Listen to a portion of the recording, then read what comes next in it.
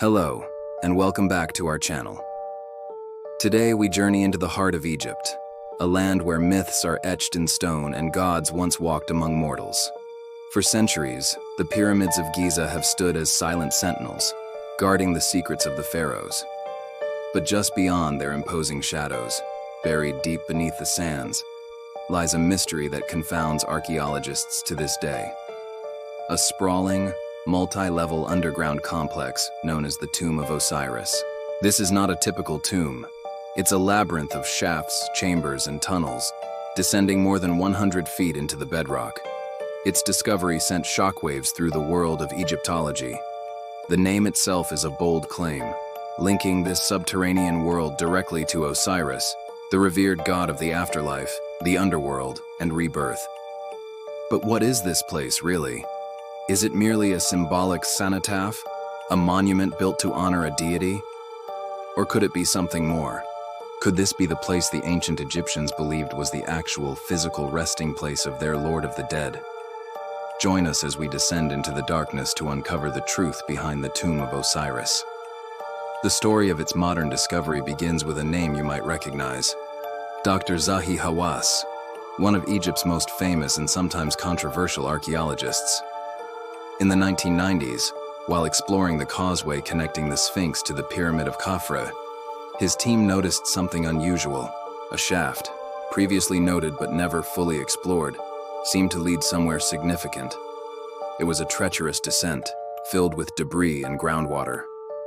What they found at the bottom was astounding. They had stumbled into a series of chambers, arranged in a way that seemed to mirror the mythological accounts of Osiris's tomb. The first level contained a hall, but it was the level below that truly captured their imagination.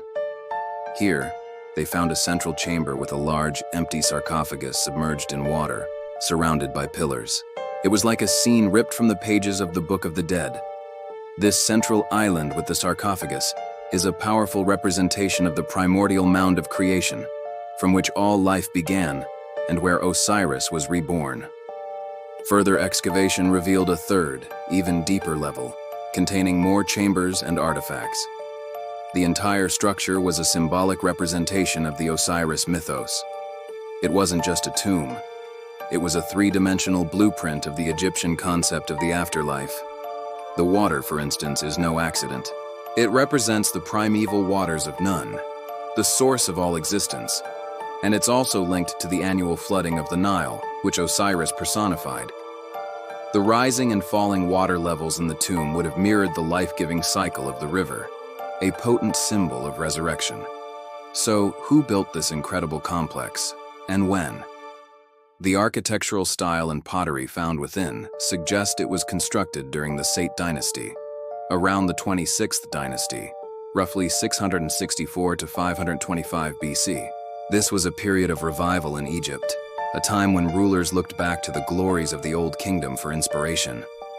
They weren't just building new temples, they were actively restoring and adding to the sacred landscape of Giza. Building a massive Osiris complex right next to the pyramids was a powerful statement. It was a way for these later pharaohs to legitimize their rule by linking themselves directly to the most sacred traditions and the most powerful gods of their ancestors. They were essentially plugging into the spiritual power grid of the Giza Plateau. But let's delve deeper into the myth itself. Who was Osiris? He was one of the most important deities in the Egyptian pantheon. The story goes that he was a wise and just king who brought civilization to Egypt. However, his jealous brother, Set, tricked him, murdered him, and dismembered his body, scattering the pieces across Egypt. Osiris's devoted wife, Isis, traveled the land, gathering the pieces of her husband's body. With her magic, she reassembled him and, for a brief time, brought him back to life, conceiving their son, Horus. Afterward, Osiris descended to the underworld to become its ruler, the judge of the dead. He offered humanity the promise of eternal life. Every pharaoh, upon death, was believed to become Osiris. Every deceased person hoped to be identified with him to achieve resurrection in the next life.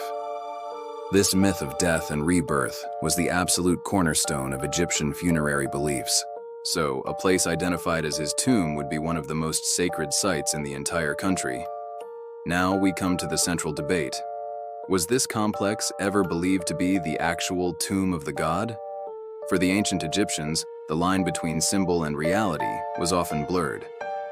A statue of a god wasn't just a representation. It could, through ritual, become a vessel for the god's spirit. Similarly, this tomb was more than just a model. It was a functional, ritual space. Priests would have performed ceremonies here, reenacting the mysteries of Osiris's death and resurrection. The sarcophagi found inside, though empty of divine remains, were potent symbols. By placing them here, the builders were creating a powerful magical and religious focal point. Think of it as a spiritual engine. The rituals performed in this subterranean world were meant to ensure the cyclical rebirth of Osiris, and in doing so, maintain the cosmic order, or Ma'at. The survival of Egypt itself was believed to depend on it. So while we, with our modern mindset, might say, of course a mythical god wasn't buried here, for the ancient Egyptians, this site was the earthly embodiment of that myth. It was the place where the veil between the world of humans and the world of the gods was at its thinnest. It was, for all intents and purposes, the Tomb of Osiris. Inside the chambers, archaeologists found stunning evidence of these beliefs. The lowest level, a crypt carved directly into the rock, contained 4 pillars and the remnants of granite sarcophagi. The hieroglyphs and iconography are telling. They depict scenes from the Book of the Dead and other funerary texts, all centered around the theme of resurrection. These weren't just decorations, they were magical spells, designed to protect and aid the process of rebirth. The very architecture seems to be a guide to the underworld.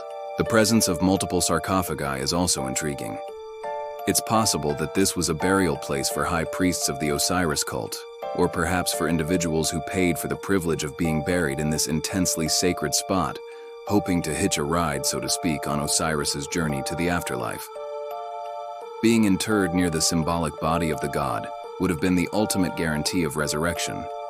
The Osiris Shaft, as it's often called, is a microcosm of the entire Egyptian belief system, a journey downwards into the realm of death, and then, through ritual and symbol, a journey back towards the promise of eternal light.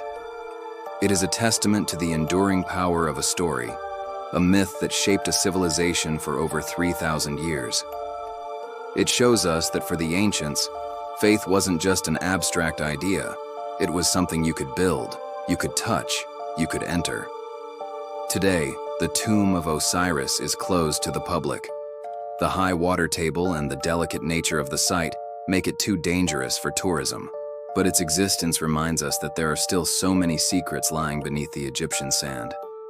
It challenges our understanding of a site we thought we knew so well.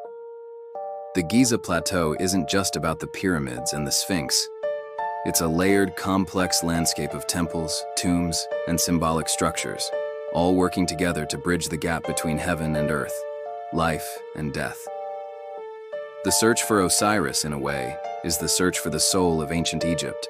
It's a quest that continues to this day, as archaeologists continue to dig, analyze, and decode the messages left behind by this incredible civilization. What other secrets are waiting to be unearthed? Thank you so much for joining us on this journey into the depths of Egyptian mythology. If you found this exploration fascinating, please give this video a thumbs up and consider subscribing to our channel for more deep dives into the mysteries of the ancient world. Don't forget to hit the notification bell so you won't miss our next adventure. We'll see you next time.